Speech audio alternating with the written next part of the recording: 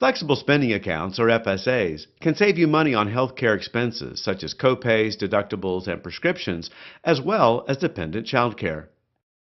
Sue participates in both the healthcare FSA and dependent care FSA to save on child care expenses. Let's compare Sue to Amy, who does not take part in the FSA, and see how she saves money. Both Sue and Amy have a monthly salary of $3,000.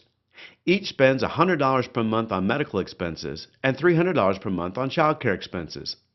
Sue uses the FSA, so she is going to set aside a total of $400 before taxes come out of her paycheck. Amy sets aside nothing. That makes Sue's taxable income $2,600 versus Amy's $3,000. Taking out 30% for taxes, Sue's take-home pay is $1,820, while Amy's take-home pay is $2,100. Now, while Amy comes out on top here, she still has to pay her monthly medical and dependent care expenses, so let's subtract $400 from Amy's pay. Sue set her money aside pre-tax, so we will not subtract anything from Sue.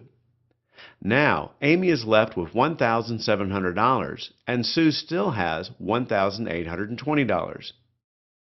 You see that by using the flexible spending account, Sue is saving $120 per month.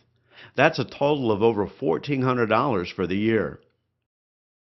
Sue's FSA is administered through Gilsbar. Gilsbar provides her with a debit card for her healthcare FSA, and she does not have to pay out of pocket and wait for reimbursement. However, Sue does keep track of her receipts and itemized bills, just in case Gilsbar asks her to verify a debit card transaction or she is ever audited by the IRS. Acceptable forms of verification will include the date of service, cost, and procedure or item purchased. Due to the availability of ineligible expenses such as toothbrushes and teeth whitening procedures, all dental expenses will need to be verified with Gilsbar. The dependent care account does not have a debit card, and Sue must fill out a reimbursement claim with Gilsbar. Claims may only be filed for past dates of service within the plan year. Gilsbar also provides Sue with an online account at mygilsbar.com so she can view her balance, check for transactions needing verification, and access claim forms. An important point to note is the difference between funding for health care and funding for dependent care. For health care, the total annual election is available the first day of the plan year, so Sue can use all her funds up front. For dependent care, however, funds are not available for use until they have been deducted from her paycheck and deposited into her dependent care account. Remember, over-the-counter medications are no longer considered qualifying expenses unless prescribed by a doctor. Since Sue uses an over-the-counter medication for her allergies, she will need her physician to write her a prescription.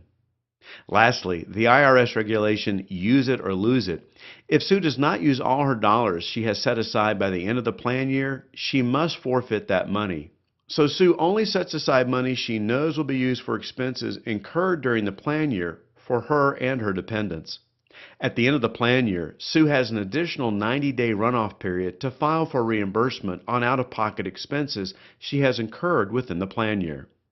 Remember, the FSA account does not automatically continue. You must re-enroll each new plan year. For maximum contribution limits, please refer to your benefits booklet or view the flexible spending account link on the benefits website.